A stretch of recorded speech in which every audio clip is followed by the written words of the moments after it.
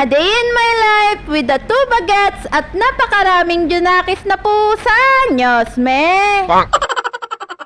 Ganito nga kami lagi sa umaga kapag alas 6 na nga ako bumabangon. Dinadaganan na nga ako ng mga junakis kong pusa para nga bumangon na nga raw ako at gutom na nga daw sila. Nyos me. Napakasarap naman talaga ng tulog nito ni Cinderello at talaga namang yapos na yapos dito sa paa ko. Inaantay na nga lang talaga akong bumangon ng mga ito para nga magsibangon na nga rin sila. Maya-maya pa nga ay bumangon na nga rin ako dahil nakakahiya na nga sa mga junakis kong pusa at nagugutom na nga daw sila.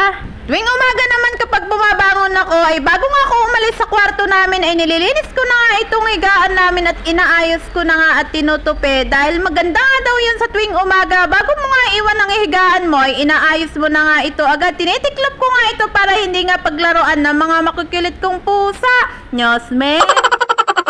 Pagkatapos ko nga ayusin at tupiin yung higaan namin ay diretso na nga rin ako dito sa lababo dahil nag-aantay na nga rin itong mga makukulit kong junakis. Tignan nyo naman, ayan, nag-aantay na nga sila at nangunguna na nga dito sa lababo at inaantay na nga ako at binigyan ko na nga ng cat food itong mga ito bago pa nga ako maghilamos at magmulumog.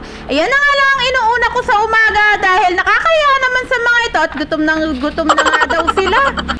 Binigyan ko na nga rin isa-isa itong mga adult kong pusa dahil dito nga sila nakakulong sa gabi at yung mga kuting ko naman na hindi pa nga adult ay doon naman sa terrace. Nag-iingay na nga rin doon at gusto na nga rin magsilabas at nagugutom na nga rin daw. Bali, itong mga pusa na to ay hindi ko nga sila kinukulong. Dito nga lang sila sa loob ng bahay kapag gabi dahil marunong naman silang dumumi at doon nga lang sila dumuduwi sa labahan. Pagkatapos ko nga silang bigyan ng cat food ay kinuha ko na nga rin yung ulam nila sa rep na isda at ilalaga ko nga ito para sa agahan nila at hapunan mamayang gabi. Bali, bumibili nga ako ng isda sa palengke at pinapalinis ko nga yun sa panganay ko at nilalagay nga lang namin sa freezer at niluluto ko nga lang ito tuwing umaga para sa ulam nila ng agahan at hapunan at meron pa nga rin kaming kanin na natira pa nga kagabi kaya hindi na nga rin ako nagsaing. At eto nga yung mga anak ng mga adult kong pusa, kinukulong nga namin sila dyan sa gabi at dahil wala pa nga rin pasok ay tuwing umaga nga ay maghapon nga sila dito sa labas ng bahay pero kapag may pasok na nga ay nakakulong nga rin sila dyan.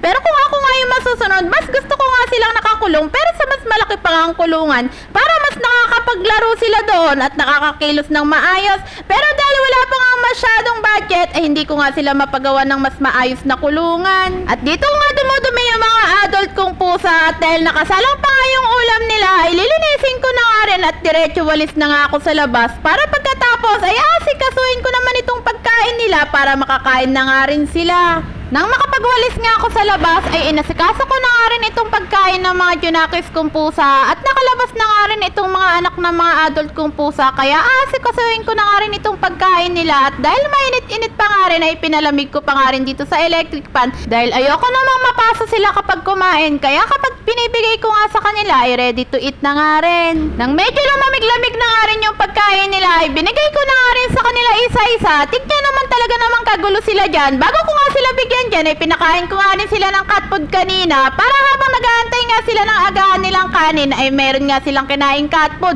At akala mo naman mga gutom na gutom itong kulit kong pusa talaga naman. Napakasisiba talaga, Nyos me. Wala na nga rin dyan yung ibang mga adult kong pusa dahil pinakain ko na nga rin sila kanina at ang ibinigay ko ang ulam sa kanila ay yung pritong isda na prinito ko pa nung nakaraan. May mga adult na pusa talaga ako na ayaw nga talaga ng nilagang isda. Mas gusto nga nilang ulam ay yung pritong isda.